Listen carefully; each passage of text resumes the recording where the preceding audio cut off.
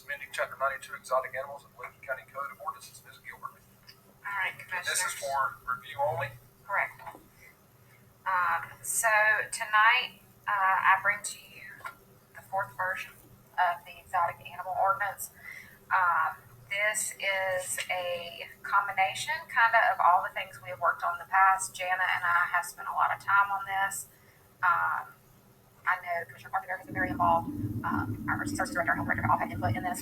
So what this ordinance does is it bans all exotic animals that are not present and registered as of October 1st, 2025, and requires that those who are present to be registered and permitted again, and go through annual inspections and re-registration.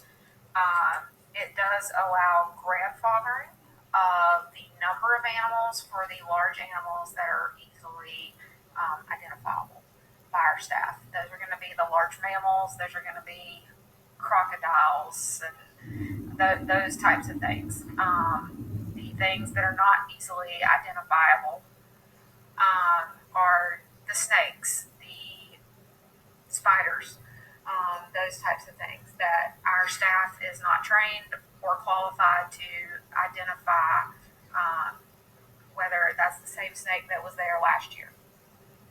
So those types of animals are restricted to the number, where the other is restricted to the specific animal.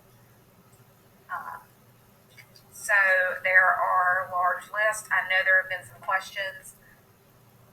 There have been some questions about some of the verbiage in here. I know I talked to Jana earlier today. I know the plan is she is going to suggest, and we've talked about removing iguanas from the venomous reptile. We are also, there's been questions about white mice. The purpose of the language in that section, 92.12.4b, exempted animals, it's all domesticated races of rats and mice. The examples in the parentheses are the white or albino trained or laboratory reared. It is not only white or albino, those are examples, but it is domesticated races of rats and mice. So if you can buy them in a store, they are considered domesticated and they are permitted. They are exempted from this ordinance. I think we all know there will be ones that we didn't think of, and those will be dealt with as they appear. So there are criminal violations. That's why there is no vote. This is only for submission. It will need to be submitted again at the next meeting for a vote, and that vote would require a unanimous vote of all 5 members. If that does not happen, then it will be submitted again at the next meeting. So the first meeting in January. And then at that meeting, it could pass by a majority. But it will require unanimous at the first vote. So any questions about the substance of the ordinance or any parts of the ordinance?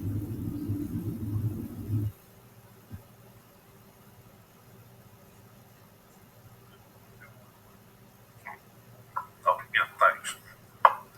On page, let's see, 4 and 5, I believe.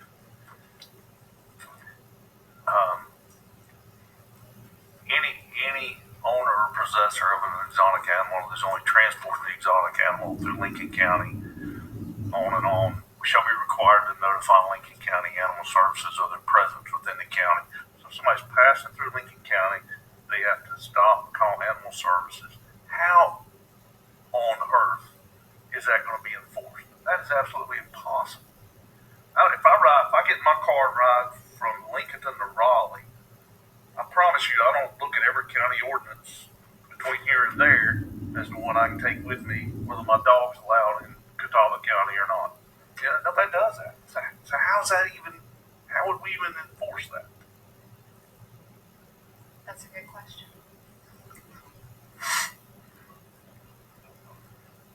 I thought that transporting through the county, we said it was not required. If they're transporting it, but through They the don't county, have to to have a permit. Right, or like if Jesse's transporting his stuff wherever. We've seen it. They don't have to I've have seen this in ordinances in other places. I've seen this in ordinances in other places, and then in some they do not require it. If you want to remove it, that is perfectly fine. I mean, it's unenforceable. You know, there's no way to manage that. So, just me personally, if it's going to be in there, it ought to be something that's manageable, and that's not. So you're requesting You want it that removed? section removed from, Yeah, I mean, I just have to be honest with you. I don't agree with the ordinance anyway, because if throughout that ordinance it uses the term inherently dangerous. If you look at the definition of that, it's something that's dangerous, and there's really nothing you can do about it. Just by its very nature, it's dangerous. Where if all these animals are inherently dangerous, then what's the difference between the ones that's already here and the ones that we're trying to prevent from coming? Either they're dangerous or they're not dangerous. If they're dangerous, then I think we owe it to our citizens to ban all of them. And that's just my perspective. I think our DSS employees, our health department employees, law enforcement, fire, all the folks that go into these houses, we should protect them as we can.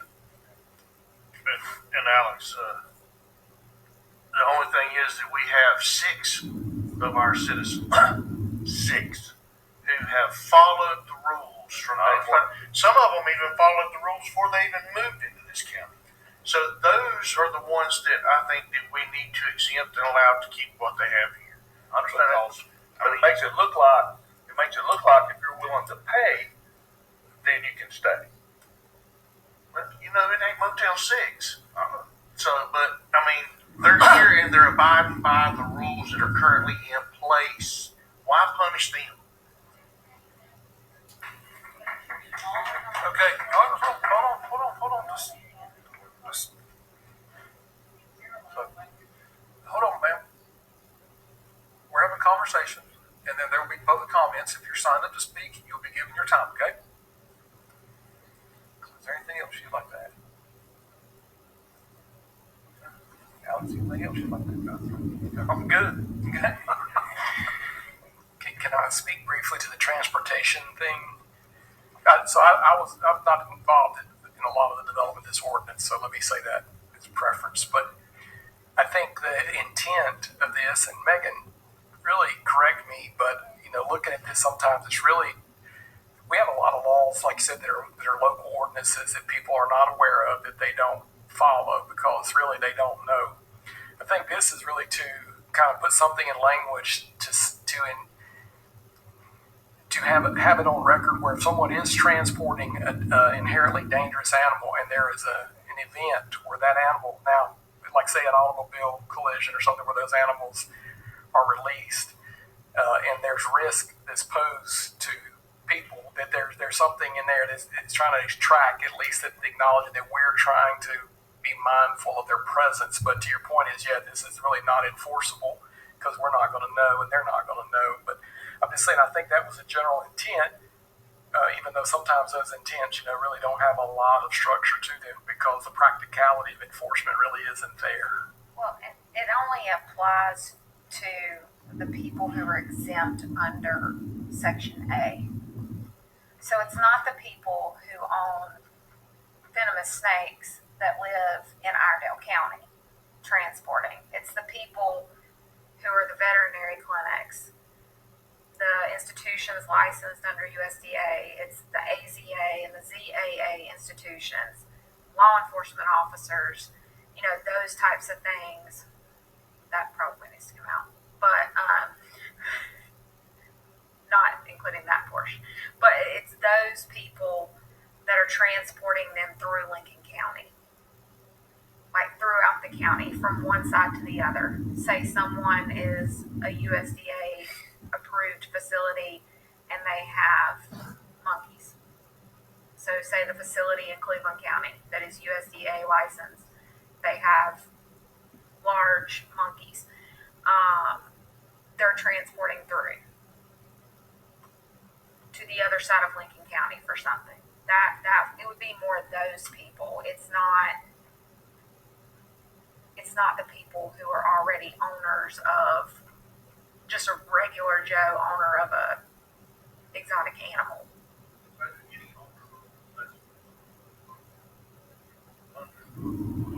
Under subsection A of this section. One more question.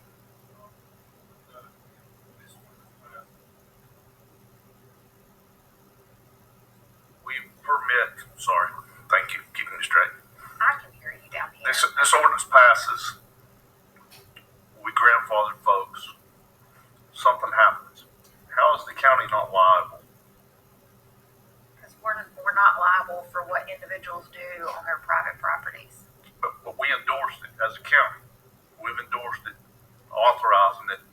It seems to me, I mean, people sue anybody for anything anyway, but it seems like there would be some liability there if we endorse that, having those animals here. You could also argue that it's an endorsement if you just fail to do anything and don't have any restrictions in place. I agree. So the county can't be held liable for what someone does on their private property. And for that matter, we allow certain elements of these animals to exist now in the current ordinance. So I mean, by that argument, we would be liable at this point, but we're not. Like Megan said, they still have their private responsibility.